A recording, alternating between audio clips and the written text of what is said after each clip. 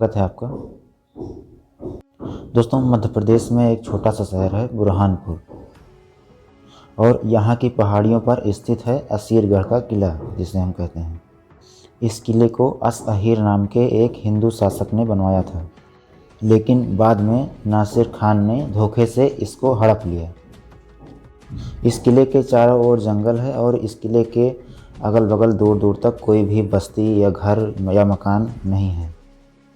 वैसे दोस्तों, यहाँ पर तो कोई आता जाता नहीं, लेकिन जब कोई आता है तो उसे कुछ ऐसे अनुभव होते हैं जिससे उसे या तो लकवा मार जाता है, या तो फिर वह यहीं पर पागल हो जाता है।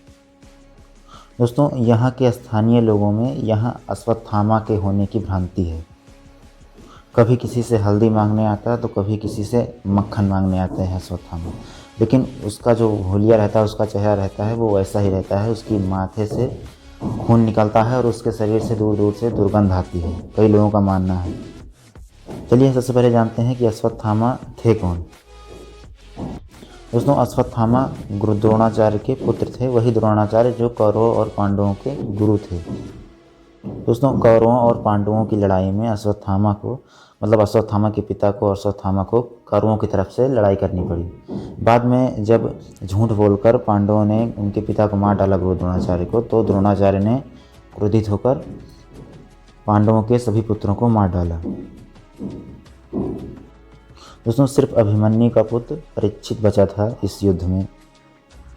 जब अश्वत्थामा ने उसे भी मारने की कोशिश की, तब श्री कृष्ण ने क्रोधित होकर उसे श्राप दे दिया और उसके मस्तक से जो मणि है वो निकाल ली, और श्राप दिया कि यह यहीं इसी लोक में रहेगा और अपने कर्मों को भोगता रहेगा, और उसके जो मस्तक का घाव है वो कभी नहीं भरेगा। दोस्तों, असीरगढ़ के किले के पास एक शिव मंदिर है, और इस शिव मंदिर में एक ऐसा द्वार है जो खंडवा के जंगल की तरफ खुलता है। दोस्तों, यह खंडवा का जंगल वही है जो खांडव वन के नाम से जाना जाता है। मैं इसे खंडवा का जंगल बोल रहा हूँ, इसका असली नाम खांडव वन है। दोस्तों, यह वही वन है जहाँ अर्जुन ने तपस्या करके अग्निदेव को प्रसन्न किया था, और वरदान के रूप में उन्होंने गांडीव धनुष और अच्छे तरकस लिया था। दोस्तों, इस वन का महाभारत काल से ही बहुत महत्व है, और शायद यही कारण है कि इस वन से कोई आकर गुलाल और फूल चढ़ा जाता है। मतलब इसी मंदिर से आकर गुलाल और फूल चढ़ा जाता है, और किसी को मालूम नहीं होता कि वह कौन है जो इतने सुबह आकर फूल चढ़ाकर चला जाता है। दोस्तों, इस मंदिर के पास एक नदी है जिसे उतावली नदी कहते हैं, और लोगों का कहना है कि अश्वत्थामा इसी नदी से नहाकर फूल चढ़ाने रोज आते हैं।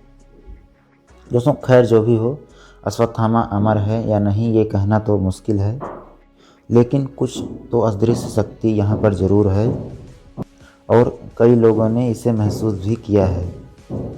दोस्तों, आसपास के कई लोग इससे लकवाग्रस्त हो गए हैं, या कई लोग मतलब उनका दिमागी स्तर जो है काफ़ी ख़राब हो गया है, वो पागल हो गए बाद में, जो यहाँ पर कई लोग ऐसे हुए हैं। लेकिन ये एक अनसुलझा रहस्य है कि यहाँ पर अश्वत्थामा आते हैं या नहीं। ऐसी कौन सी शक्ति है, जैसा कौन है कि जो सुबह गुलाल और फूल चढ़ाकर चला जाता है। यहाँ पर कई अनसुलझा रहस्य है जो आज भी रहस्य बना हुआ है। तो आशा करता हूँ आपको वीडियो अच्छा लगा होगा, और अच्छा लगा हो तो वीडियो को लाइक करें तथा चैनल को सब्सक्राइब करें, मुझे इंस्टाग्राम पर फॉलो करें। धन्यवाद दोस्तों।